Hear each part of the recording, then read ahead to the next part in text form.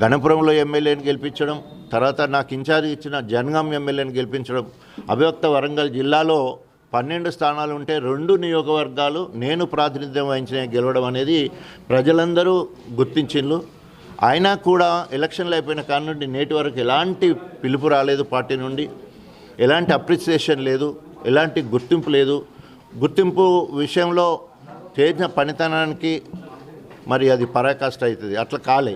అందుకోసమే నియోజకవర్గం తిరుగుతున్నప్పుడు నేను ఎన్నడూ కూడా ప్రజా జీవితం నుంచి దూరం లేను. ఆత్మీయతను పంచుకోవడం, ప్రజా సంబంధాలు అప్పటి నుండి అట్లాగే ఉన్నాయి. కాబట్టి మరి ప్రజల్లోకి వెళ్ళినప్పుడు వాళ్ళలో ఉన్న తీవ్ర అసంతృప్తి మరి కనబడుతూ ఉన్నది. అంతేకాకుండా అప్రజాస్వామికంగా ఈరోజు ప్రభుత్వాన్ని కూల్చేస్తామనే మాటలు మరి ఒక ప్రజాస్వామ్యవాదిగా బాధ ఇస్తూ ఉంది. అధిష్టానము 6 నెలల్లో కేసీఆర్ సీఎం అవుతాడని మాట్లాడు కావచ్చు, లేదా మేము 39 ఉన్నాము, 7 ఎంఐఎం, 8 మంది బీజేపీ ఉన్నారు, మేము తలుచుకుంటే కూలిపోవడం ఎంత పని కాదన్నట్టు స్థానిక నాయకులు మాట్లాడడం అది నిజంగా బాధాకరం.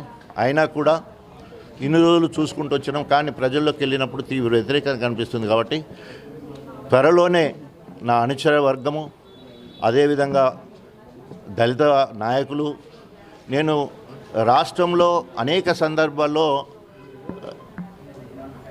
రాష్ట్రం మొత్తం కూడా తిరిగిన సందర్భాలు ఉన్నాయి.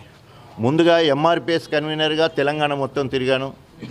రెండవది కాంగ్రెస్ ఫోరం ఫర్ తెలంగాణ అన్నప్పుడు తెలంగాణ మొత్తం తిరగడం, తెలంగాణ ఉద్యమంలో కేసీఆర్తో తెలంగాణ మొత్తం తిరగడం, అదేవిధంగా ఉప ముఖ్యమంత్రిగా తెలంగాణ మొత్తం కూడా తిరగడం జరిగింది. తెలంగాణ రాష్ట్రం మొత్తంలో నలుమూలలో ఉన్న నా అభిమానులు కావచ్చు, దళిత నాయకులు కావచ్చు, నా మీద తీవ్ర ఒత్తిడి తీసుకురావడం జరుగుతూ ఉన్నది. మాదిగా అస్తిత్వం కోసం, మాదిగా ఆత్మగౌరవం కోసం మీరు ఏదైనా నిర్ణయం తీసుకోవాలని చెప్పేసి వారు మాట్లాడడం జరిగింది. కొన్ని సందర్భాలలో వారు నన్ను మరి దూషించడం కూడా జరిగింది. నిజంగా దళిత జాతికి మరి నా వల్ల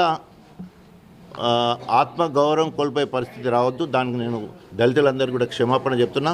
తప్పకుండా మీ అందరి నిర్ణయాన్ని బట్టి రాబోయే రోజుల్లో అతి త్వరలోనే నేను ఒక నిర్ణయం తీసుకుంటున్నాను. మీ ఆలోచనకు అనుగుణంగా ముందుకెళ్తామని చెప్పేసి తెలియజేసుకుంటాను.